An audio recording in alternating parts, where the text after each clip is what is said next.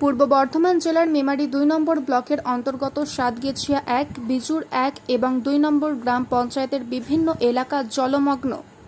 গতরাত্রের একটানা বৃষ্টি এবং ক্যানেলে জল ছাড়ার কারণে জলমগ্ন একাধিক রাস্তা, কৃষিজমি এবং বাড়ি। ইতিমধ্যেই বিজুর ২ নম্বর গ্রাম পঞ্চায়েতের দখলপুর ব্রিজ সংলগ্ন এলাকায় অনেকেই ঘর ছাড়া হয়েছেন। পাশাপাশি খোরদ ও তৎসংলগ্ন এলাকায় বাঁকা নদীতে জল বাড়ায় জলমগ্ন হয়েছে এলাকা।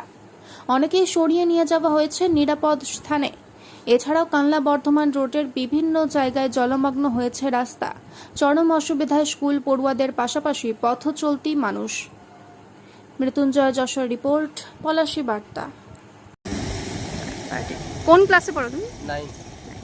এখন কি স্কুল থেকে বাড়ি যাচ্ছ? হ্যাঁ, কোথায় বাড়ি? যাবই। এই যে রাস্তা দিয়ে আসছো, রাস্তায় তো সাইকেল ডুবে যাচ্ছে। হ্যাঁ, এটা পাকা রাস্তা তো? হ্যাঁ, কোন রাস্তা এটা জানো? কানলা রোড। কানলা রোড।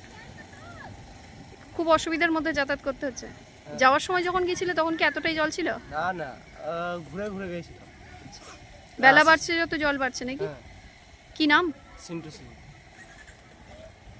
একটাই ডুবে যাচ্ছে। কোন জায়গা এটা? মানে মোটর ডিফেন্সের সব ডুবে যাচ্ছে। কোন রাস্তা এটা? এটা হচ্ছে আপনার জাবুই রাস্তা, আমরা যেটা হচ্ছে আপনার বর্ধমান যাচ্ছে কানলা বর্ধমান। কানলা রোড। প্রত্যেকবার কি বর্ষায় এই রাস্তাটা এরকম অবস্থা হয়? তো জানি না, আমি তো আজকেই দেখছি, এদিকে আমি নতুন। আচ্ছা আচ্ছা। কোথা থেকে আসছেন আপনি? কোথা? ঠিক আছে, আপনার নাম? নাম গণেশ থেকে যাচ্ছে। জলমগ্ন অবস্থা। কালকে সারা রাতের বৃষ্টি এবং ক্যানেলে জল ছাড়ার কারণে বেশ কিছু জায়গায় মানুষ ঘর ছাড়াও হয়েছে। কি বলবেন বিষয়? হ্যাঁ, কালকে যেটা বৃষ্টি হয়েছে এটা এই বছরে এত বৃষ্টি আগে হয়নি, এবং এই বৃষ্টির ফলে বেশ কিছু লোকের বাড়ির মানে আশেপাশে তো পুরো জলমগ্ন হয়েছে, অনেক জমির ওপরেও পুরো জল এসে গেছে, এবং কিছু লোকের বাড়িতে, যেটা পার্টিকুলারলি আমাদের বাঁকা নদীর ধারে কয়েকটা পরিবার, তাদের বাড়িতে জলের একটা প্রকোপ রয়েছে, সেই কারণে তাদেরকে দু একটা বাড়িকে শিফটিংও করা হয়েছে আমাদের এখানে নিয়ারবাই খোরদামিন হাই স্কুলে।